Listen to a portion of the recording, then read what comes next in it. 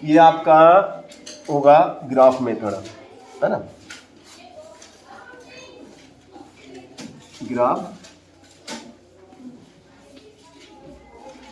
Method हम पढ़ रहे हैं। क्या पढ़ रहे हैं हम? ग्राफ मेथड, है ना। अब ग्राफ मेथड में सवाल कैसे किए जाते हैं, है ना, वो आप लोगों को बताया जाएगा। जैसे मान लो आपको सवाल दे दिया गया x प्लस 2y बराबर, है ना, 7, समीकरण 1, और x माइनस वाई बराबर, है ना, x माइनस वाई बराबर x माइनस वाई बराबर 1। ये सवाल आपको दे। अब ये सवाल है आपके पास, और इसको ग्राफ विधि से हल करके x और y के मान आपको निकालना है। कौन सी विधि से हल करना है? ग्राफ विधि से हल करना है। ग्राफ विधि से हल करके x और y के मान आपको निकालना है ना। x और y के मान आपको निकालना है, तो हम निकाल लेते हैं x और y के मान बाय इक्वेशन फर्स्ट समीकरण 1 से, है ना। समीकरण 1 क्या कहती है आपकी? समीकरण 1 कहती है x प्लस 2y बराबर कितना? 7, implies that x is equal to 7 minus 2y। देखो प्लस के 2y उधर गए, बराबर के उस तरफ जाएंगे, चिन्ह बदलते ना। अगर ये माइनस के होते तो उधर जाने पे क्या हो जाते? प्लस के। अब ये प्लस के हैं तो उधर जाने पे क्या हो गए? माइनस के हो गए। सही बात है क्या? चलो अब इससे आपकी टेबल बनेगी फर्स्ट। कौन सी टेबल बनेगी? फर्स्ट टेबल बनेगी x एंड y इस टेबल फर्स्ट। कौन सी टेबल बनेगी? First table. अब आपको मान अपनी इच्छा से रखना है। सब अलग अलग भी रख सकते हैं, ऐसा नहीं कि सबका एक जैसा ही होगा तभी सवाल होगा, है ना। अपनी इच्छा से मान रखने का, मगर छोटे छोटे मान पहले रखना है ना। अब यहाँ पे y का मान अगर मान लो मैं 1 रख देता हूँ, सवाल को समझ लेना, तो सवाल बहुत सरल है। समझ में आ गया तो सवाल सरल है, अन्यथा बहुत कठिन है ग्राफ विधि। क्योंकि मैंने भी 10वीं पास करी थी और मुझे बड़ी मुश्किल से यह सवाल ग्राफ विधि के समझ में आए थे। क्योंकि मैंने शुरू दिन जब सर ने पढ़ाया तो उसको मैंने सीरियसली समझने की कोशिश नहीं की। तो शुरू दिन जब पढ़ाया जाता है तो उस चीज़ को जितनी गंभीरता से लिया जाता है वो चीज़ उतनी जल्दी समझ में आ जाती है। y का मान आप कुछ भी रख सकते हैं, 0 भी रख सकते हैं, 1 भी रख सकते हैं, 2 भी रख सकते हैं, ऋण का 1 भी रख सकते हैं, ऋण का 2 भी रख सकते हैं, ऋण का 3 भी रख सकते हैं, धन का 3 भी रख सकते हैं, धन का 4, 5, 6, 7, 8, 9। मगर हमें छोटे से छोटे रखना चाहिए। जहाँ तक हो सके हमें 6 से ज़्यादा ऊपर नहीं जाना चाहिए, जहाँ तक हो सके। क्यों? क्योंकि हमें ग्राफ पे चित्र भी तो बनाना है। डायरेक्ट 10 ले लूँगा तो फिर ग्राफ में 10 लाइन तक जाना पड़ेगा मुझे, और 20 ले लूँगा तो 20 तो ग्राफ में होगा ही नहीं, क्योंकि इतना बड़ा तो पत्ता भी नहीं, हमारा कागज़ भी नहीं है। समझे कि नहीं? तो 5 से ऊपर जाना ही नहीं, 5 के अंदर अंदर ही हो जाए तो मज़ा आ जाए। छोटा सा प्यारा सा ग्राफ बने, ज़्यादा मेहनत भी नहीं करनी पड़े। इसलिए y का मान यहाँ पर आप कितना रखना चाहोगे? सबसे छोटा 1 रख दो, 4 रख दो। चलो कितना बोला आपने? 4 बोल दिया भैया ने। y का मान कितना बोला इसने? बोले सर 4 रख दो ना। ये 4 रख दिया मैंने। y का मान 4, तो y का मान 4, तो y वाला खांचा, ये खांचा कौन सा पकड़ना आपको? y का खांचा पकड़ना है, क्योंकि y की जगह आप 4 रखेंगे, तो y की जगह 4, तो y वाले खांचे में 4। अब यहाँ 4 बैठ गया, कितना? y की जगह कितना बैठ गया? तो y की जगह 4 बिठा दो। देखो तुम्हारे सामने बिठा रहा हूँ मैं, ये y की जगह 4 बिठा दिया, और इनके बीच में कुछ नहीं, मतलब क्या रहता है? गुणा रहता है।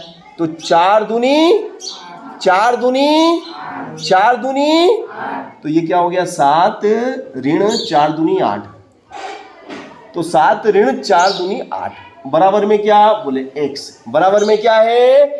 बराबर में क्या है? x बराबर 7 माइनस 8। तो x बराबर कितना हो जाएगा ललित, बताओ बेटा। 7 माइनस 8, 7 माइनस 8। तो x बराबर कितना लिखूं, कितना बचेगा यहाँ पे? 7 माइनस 8, तो कितना लिखूं यहाँ पे मैं? वेरी गुड, -1 बचेगा। कितना बचेगा? क्योंकि 8 लाख का ऋण है, 8 लाख का ऋण है और सोयाबीन बेचने पे 7 लाख आए। 7 लाख जाके बैंक ऑफ बड़ौदा में जमा कर दिए, फिर भी 1 लाख अभी बाकी है। समझ गए मेरी बात को? चलो, तो x का मान कितना आया? ऋण का 1 लिख दिया, ऋण का 1 लिख दिया। चलो, अब ये बात आपको समझ में आ गई, हटाओ यहाँ से। अब y का मान, यह y था, यह y है, अब यह y है, क्या है ये? अब y की जगह कितना रखूं? अभी तो इस विशाल ने बोला कि सर 4 रख दो, तो 4 रख दिया। अब y का मान कितना रखूं? अपनी इच्छा से 2 रख दो। चलो, y कितना बोला इन भैया ने? बोले सर 2 रख दो। तो y वाले खांचे में 2, सबसे पहले y वाले खांचे में 2 लिख दिए। अब y की जगह कितना बिठाना? ये तो 4 को हटाओ, यहाँ 2 बिठेगा, ये y की जगह 2 बैठ गया।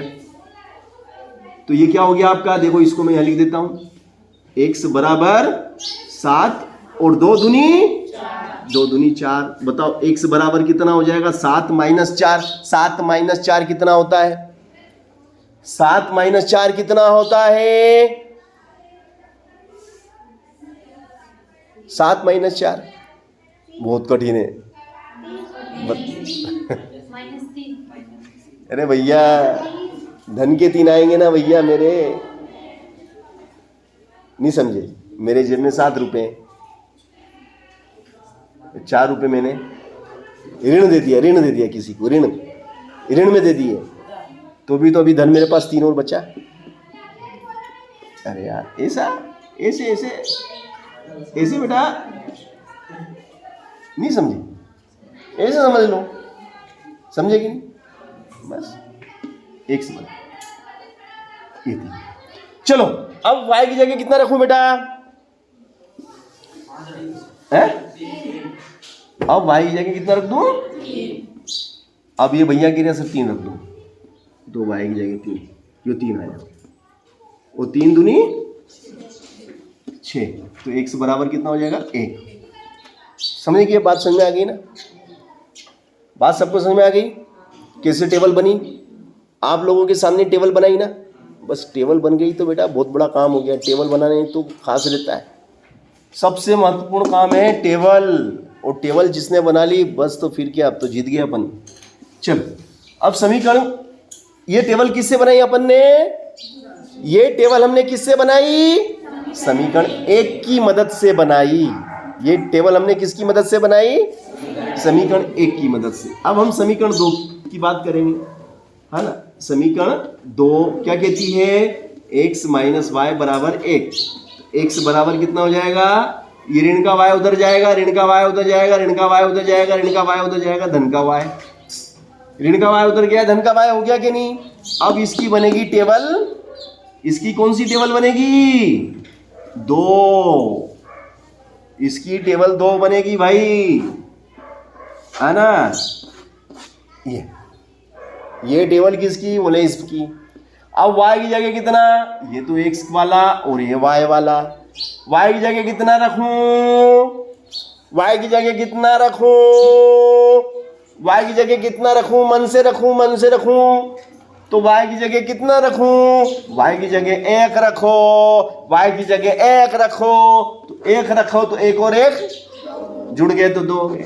अब y की जगह कितना रखूं? y की जगह कितना रखूं? तो y की जगह 2 रखूं। 1 के बाद 2 गिनती आती है अपने को पक्की, तो 2 रख दिए। y वाले खांचे में 2 लिखो, तो y की जगह कितने लिखे? y की जगह तो 2 में जुड़ गया 1, 2 में जुड़ गया 1, 2 में 1 जुड़ गया, कितना हो गया? 3 हो गया। अब y की जगह कितना लिखूं? अब y की जगह कितना लिखूं? तो 2 के बाद गिनती सबको आती है, बोले सर 3 आता है, तो 3 लिख दूं। तो y की जगह 3, तो 3 और 1 जुड़ गया, कितना हो गया? अपनी मर्जी से कुछ भी अब मैंने 1 लिखा, फिर 2 लिखा, फिर 3 लिखा, तुम डायरेक्ट 4 भी रख सकते हो, बोले 4 और 1 5, 5 और 1 6, 6 और 1 7, तुम्हारी मर्जी हो जो लिखना है। मैं तो छोटे छोटे लिखूंगा, मेरे को छोटे छोटे लिखने में ग्राफ भी ज़्यादा बड़ा नहीं बनेगा। तुम डायरेक्ट बोल दो सर 7 रख दो ना सर, तो 7 रख दो तो फिर 7 तक लाइन भी तो खींचना पड़ेगी। अब देख मेरा ये ग्राफ कितने में बन जाएगा बताओ, 4 से ज़्यादा है ही नहीं इसके अंदर। देखो ये 3 तक है और ये 4 में खेल खत्म हो जाएगा मेरा। और तुमसे पूछता, तुम अभी मेरे को 6 बोल देते, सो 6 रख दो ना सर, तो 6 और 1 कितना होता, फिर मेरे को 6 तक भी जाना पड़ता, 7 तक भी जाना पड़ता। जब अपना काम सरलता से होता है तो सरल करो, है ना। चलो अब तो कुछ भी नहीं बेटा, सवाल खत्म। अब सवाल खत्म हो चुका है, यूं समझो सवाल कर लिया अपन ने हमने क्या कर लिया, अब तो सवाल ही कर लिया, हमारा सवाल हो गया। उत्तर सर, उत्तर कैसे निकालेंगे सर, उत्तर सर तुम तो कहते हैं सर सवाल हो गया, सवाल हो गया। सर कहाँ, उत्तर तो दिख ही नहीं रहा सर, उत्तर नहीं दिख रहा। देखो ध्यान से देखो, उत्तर दिख रहा है। देखो इस सवाल को ध्यान से देखो, उत्तर किस किस को दिख रहा है पहले बताओ। इस सवाल में उत्तर किस किस को दिखाई दे रहा है।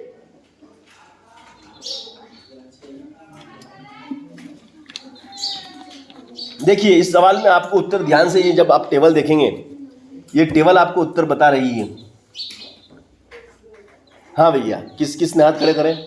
हाँ बेटा पढ़ियार बताओ, x बराबर कितना उत्तर है, 3 और y बराबर 2। 3 और 2, 3 और 2 कॉमन है, ये 3 और 2 इसमें भी है और 3 2 इसमें भी है, 3 2 इसमें भी है और 3 2 इसमें भी है। This is a common coordinate, common coordinate, उभयनिष्ठ बिंदु जो दोनों में है, वही तो उत्तर है, वही उत्तर है। ये संगम बिंदु है, यहां पे दोनों रेखाएं एक दूसरे को प्रतिच्छेद करती है या मिलती है। जहां पे इन दोनों रेखाओं का संगम होगा वही आपका क्रॉसिंग पॉइंट होगा, और क्रॉसिंग पॉइंट ही आपका उत्तर होगा। अब इसको हम ग्राफ पे दर्शाएंगे। This is x and y, 1 2 3 4 and 5 and 1 and 2 and 3 and 4 and 5 and 1 2 3 4 and 5 1 2 3 4 and 5. This is +1 +2 +3 +4 +5 and +1 +2 +3 +4 +5 and -1 -2 -3 -4 and -1 -2 -3 -4 -5। चलो अब देखिए भैया, मैं पहले टेबल 1 की बात करूंगा। अभी मैं फिलहाल इस टेबल का को ही ग्राफ में दर्शाऊंगा। ये जो निर्देशांक है ना आपके पास, इन निर्देशांकों को मुझे ग्राफ पे दिखाना है, इन निर्देशांकों को मुझे ग्राफ पे दिखाना है। तो ग्राफ पे कैसे दिखाऊंगा, कैसे दर्शाऊंगा, आप ग्राफ की निरूपण ध्यान से देखिएगा। महत्वपूर्ण कार्य शुरू होने जा रहा है। पहला बिंदु, ये पहला बिंदु टेबल 1 का पहला बिंदु, टेबल 1 का पहला बिंदु x बराबर ऋण का 1, x बराबर ऋण का 1, y बराबर 4। हेलो, इधर ध्यान से देखना यार। x बराबर ऋण का 1, y बराबर 4। x कितना है, ऋण का 1, तो x वाली लाइन पकड़ लो, x वाली लाइन ये रही, और इसमें ऋण कहाँ दिख रहा, बोले यहाँ पे ऋण है। ऋण का 1 बोले एरिया सर, ऋण का 1 एरिया, और y कितना 4, मगर क्या का, धन का। तो धन का किधर मिलेगा, ऊपर मिलेगा, तो धन का ऊपर 4, चले जाओ, ये 4 आ गए, ये बिंदु मिल गया, ये बिंदु और ये बिंदु, ये लाइन, ये और ये, तो ये बिंदु आपका, इस बिंदु को नोट कर लो, ये बिंदु को नोट कर लो, ठीक है। ये लाइन तो मेरे सुविधा के हिसाब से। चल अब ये बिंदु आपने नोट कर लिया, ये बिंदु, इस बिंदु की बात कर रहा हूँ। है ना। फिर 3 और 2, x बराबर 3, x बराबर 3, ये x धन का 3 ये दिया। y बराबर 2 तो y 2 तक चले जाओ, 3 से 2 तक जाओ।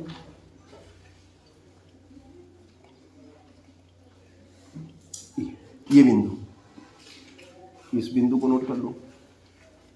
चलो ये भी हो गया आपका। फिर x बराबर 1 और y बराबर 3, x बराबर तो 1 और y बराबर 3,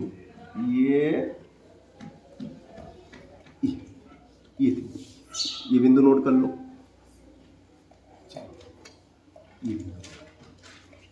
अब इनको मिला लो। कितने बिंदु हैं आपके पास? देखो A, B और C। अब इन तीनों को आपने मिला दिया, ये यहां से।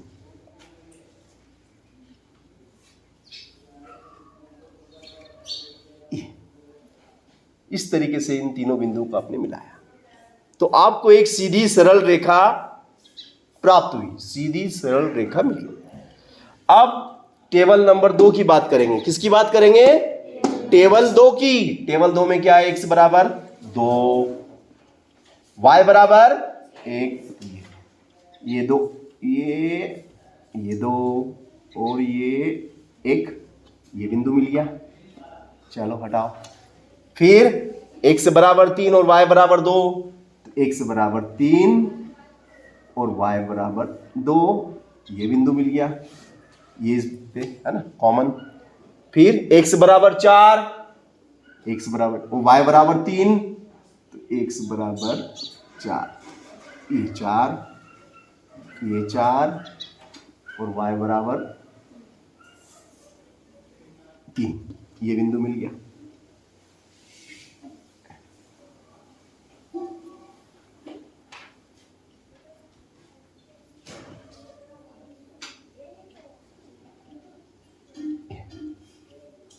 ये सी। चलो अब एक बिंदु ये लिया, एक बिंदु ये लिया, एक ये है, एक ये है, 3 बिंदु है कि नहीं आपको दिख रहे हैं तीनों? अब इन तीनों को मिला दो।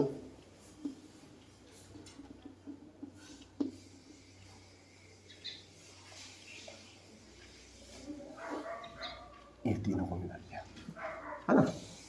ये बिंदु, इसको नाम दे दो D, ये तो C है और एक यहां पे था CDE, ये तीनों बिंदु। अब ये दोनों रेखाएं कहां मिली? C पे मिली। कहां मिली? C। और C पे x कितना है? C पे x कितना है? C पर x बराबर 3 है, y बराबर 2 है। आइए बात समझ में।